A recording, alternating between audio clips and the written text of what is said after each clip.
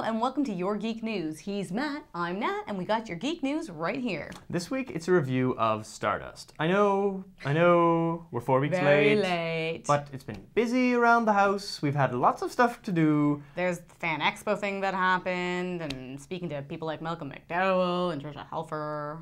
But anyway, we finally got around to seeing the movie, and, well, I enjoyed it. Personally, I enjoyed it. Generally, like, we'll get more in depth. I thought it was all right. I was expecting a little more from it initially, based on the trailers and some of the Well, I think that's where the marketing mistake in this film is. They're really, the trailer's like, action, yeah, action, yeah. Maybe that's why I was looking forward to it. You know what? It's not Lord of the Rings, and they're really billing it as Lord of the Rings. No, and that's unfortunate. That's the problem. It's a clever, witty, awesome romantic comedy fairy tale from Britain. Right, like Princess Bride. Exactly. It's got that real Princess Bride feel to it. A really classic fairy tale written by, as Quentin Tarantino called, the single most talented writer of the English language, pretty good Neil compliment. Gaiman. Yeah, like... Neil Gaiman's great, of course. The guy's If fantastic. New comic book fans will definitely know who he is. If you've read Sandman, if you've read any of his stuff, you've probably been knocked out by Neil Gaiman. And, you know, this is a great story. It is a great plot. And it totally revolves around Claire Danes, who is literally a star. A fallen star, yeah. And there's there's 3 plots surrounding her character, essentially. I have a surprise for you. Victoria, for your hand in marriage, I'd cross oceans. Oh, Tristan, a shooting star. I'd cross the wall and I'd bring you back that fallen star. You can't cross the wall. Nobody crosses the wall. So the first plot is, I think, the main plot. It's the love story. It's this boy, Tristan, who wants to marry Victoria. And so when he sees this star that falls from the heavens, he says, oh, well, I'll go get you that star. That'll be my wedding present to you. And it's him trying to get the star. And it's a real coming-of-age tale. It is. It is a good coming-of-age tale for the characters, actually. You see a lot of them develop. Well, mainly the main character, Tristan. He goes from being this really awkward, unpopular, completely, not confident in himself dude. And later on, you see him become, well, like a dashing hero, which is shocking to me. And Charlie Cox sells every layer all the way along. Absolutely, he totally does. And he gets help from, in my opinion, the best pirate in any movie all summer. Yes, Johnny Depp. I'm talking about Robert De Niro as Captain Shakespeare. I was just amazed by this role. I was really stunned by his role. It was amazing. If I just couldn't believe that he was a effeminate pirate. He pulled it off so well. If you haven't seen it yet, see it just for Robert De Niro as Captain Shakespeare, because wow. So shocking. But talking about the transformation, I know this is totally a tangent, but Matt and I couldn't stop laughing at the fact that... The comb. Yeah, well, the comb. That he gave Tristan long extensions, no, short hair, and then the next moment he has long extensions from this comb. And it's just, what the heck? Where did that was amazing. I was pretty impressed with that. Everyone's talking about a fallen star. When I find her, the glory of our youth shall be restored. So the second plot surrounding Claire Danes are the 3 witches which are dying to gain immortality by capturing this star, because apparently, as the story goes, the star's heart can, I guess, prolong life. At least for the witches, and youth, which is something that, well, I don't know if it was just for the witches, because the prince thought he could do the same thing. Yeah, that's true. Right? We'll get to that. But this is Michelle Pfeiffer's first movie in 5 years. Right. And I don't know how she does this, but she looks just as awesome as she did in Batman Returns. Like, this woman either does not age or has eaten the heart of a star. I don't know. She looks amazing. And even as her makeup gets her older and older as the story goes on, like, the makeup was fantastic. Yeah, was with her, I guess, her use of magic and such throughout the film. Yeah, like, pretty and cool. her character was just such a deliciously evil, like, Maleficent style evil witch, and man, was it ever good. Now we shall begin. Where's the girl? You have seconds to live. All right, so back to the princes. They are probably the comedy relief for the first half of this film.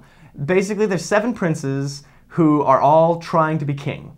And in the most dastardly thing imaginable, the father is letting these guys knock each other off. Yeah, he's encouraging He's encouraging them to kill each other. He wants them to be cunning and sly and evil. Yeah, it's amazing. Power hungry. And by the end, you wind up basically with these two princes who are going head to head, and you see the other 5 dead princes following them around as comedy relief as ghosts. One of which are funny. Rupert Everett, like really random little random role that he had. Really random, but very entertaining. And I'd have to say, Septimus, the guy who plays the 7th one, he is a great character because throughout the whole film you see him as a villain, and then when you stack him up against the actual villain, when you stack him up against Michelle Pfeiffer's character, you realize that there really is redeeming quality to this guy. And I've got to say, my favorite swashbuckling scene is with the body of Septimus and Tristan. That was amazing. That was actually really quite well done. I couldn't really believe cool. That. Very well done. He's like used as a voodoo doll to fight off Tristan. That was great. Yeah, that was really cool actually.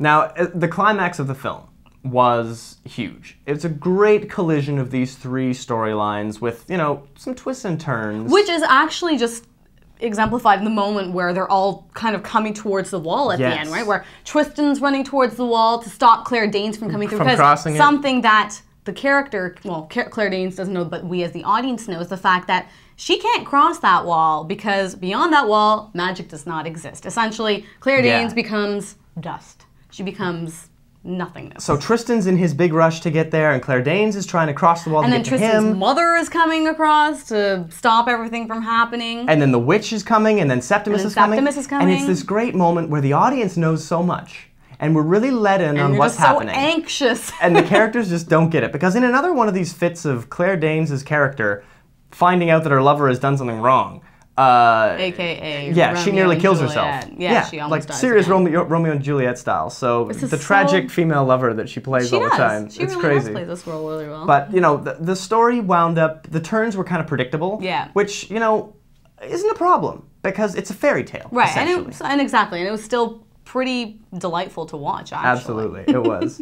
Now, unfortunately, as beautiful and charming as this film is, it's been out for 4 weeks, and it has not even made back half of the budget to make it. Yeah, that is which is a shame, because, a marketing mistake has killed a lot of movies this year. Grindhouse, for example. Yeah, exactly. A lot of quality movies, if they were billed correctly, would have done much better this year. And unfortunately, this is another besides victim. the fact that it was marketed as an action film, like in a really just wrong genre, really.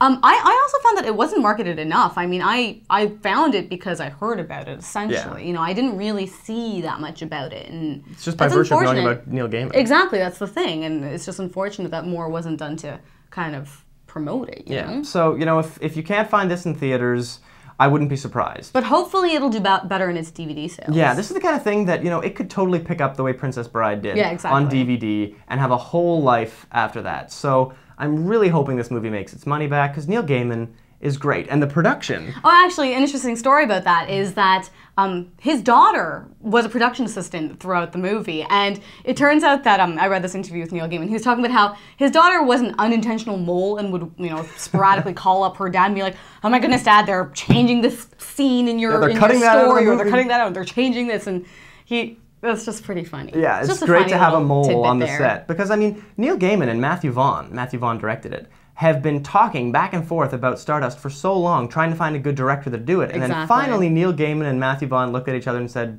dude, why don't you just direct it? You're a director. And so they argued back and forth a lot about the script and, adapting this from a fairy tale, literally, from an illustrated children's book to the screen, where all of a sudden you lose the narrator, you lose that sort of who, narrative. by the way, was Ian McKellen in this movie. They did bookend it with a narrator, which was great. And Ian McKellen can't not be amazing. So, he was fantastic. Of course. But all in all, if you can catch this in the theater, do it. And if you can't, catch it on DVD because you won't regret it. It's a really, really fun ride. It's a great fairy tale. And it is a good fairy tale. I have to admit, I found it a little slow at times. It's British. But it doesn't mean it wasn't a good fairy tale, a modern fairy tale. Absolutely. So check it out. Take a look, guys. We'll be coming back with a preview review of Halloween next up. And on BSG Cast, look for our Trisha Helfer interview, or Intermittent Interactive, because that's coming up this week. And yeah, we'll catch you guys soon. Geek out.